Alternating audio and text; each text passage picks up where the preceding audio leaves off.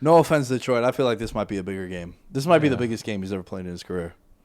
Against Brady, too. Against Brady, the defending champ, the team you got to go through in your conference to get to the Super Bowl. You were brought in to win a Super Bowl because they feel like this roster is so jacked up and loaded. LA doesn't believe in anything but stars. If you look across the board, the Lakers always traded draft picks to get in stars. They did it with Anthony Davis. They've done it with Shaq.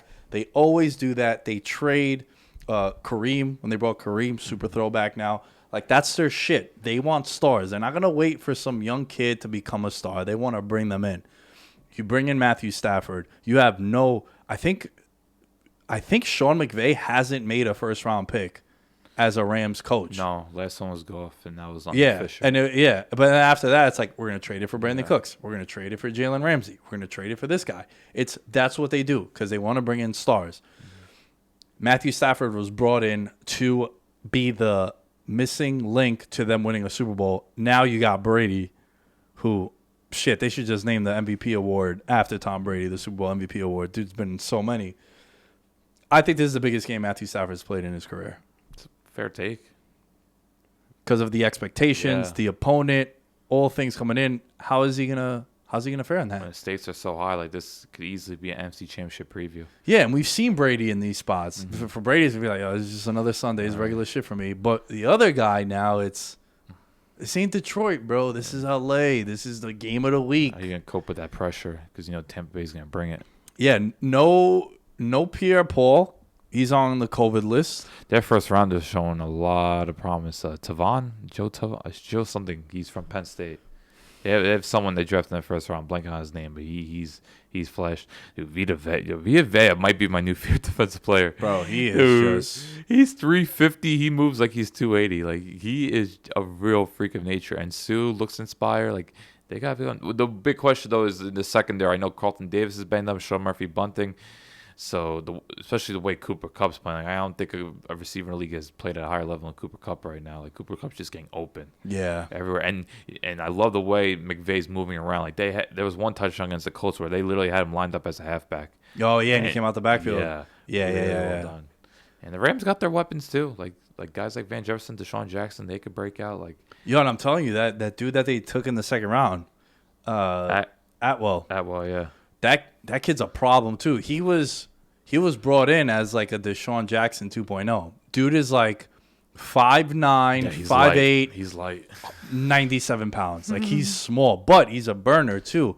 And they want speed and they want to air it out. I think all of last season they had 2 50-yard touchdown plays, and they had 2 in the first game with Stafford, and one to Van Jefferson and one to Kupp. So they're trying to air it out.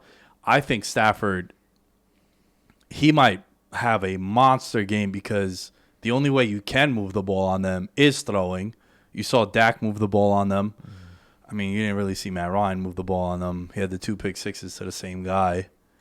Well, those passes were deflected. They were, It wasn't really on him. That's true. They were driving the third quarter back to back. Like, no, you could get at Tampa Bay secondary. It's just a matter of you got that protection. You got to be ready for Bowles' blitzes because Bowles brings pressure from everywhere. Yeah. And he knows you can't let Stafford get comfortable, and you don't want McVay to get into a rhythm because the playbook's open now. Like, they are running play action nonstop. They trust Stafford as a drop back passer. It's not just they're not putting their quarterback in training wheels anymore like they have with Goff. Now they've just opened up everything. Do you think the cluster injuries to running back is going to be a problem for the Rams? Henderson got banged up last week. Sony Michel got like 10 touches. Crazy. You can't really run the ball in the Bucs.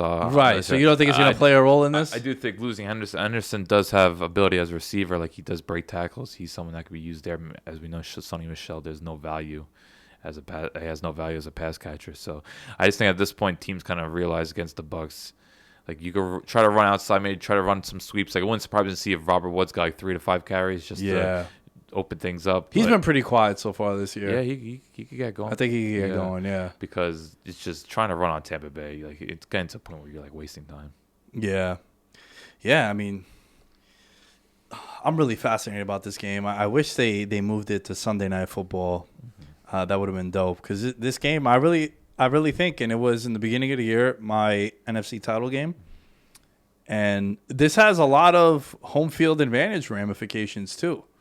Remember, only one team has the bye week now, top seed only, and you have home field there. Tampa's such a favorite. There's such advantage when it comes to The division, yeah, because you still got those Like, bar fights with Seattle, San Fran, and Arizona. Like Tampa could easily go 6-0 in that division. Yeah. Without much concern. Well, they're already 1-0. Yeah. So it's just, I think that could be a thing to look forward if, come week 15, 16, they're battling for a number 1 seed.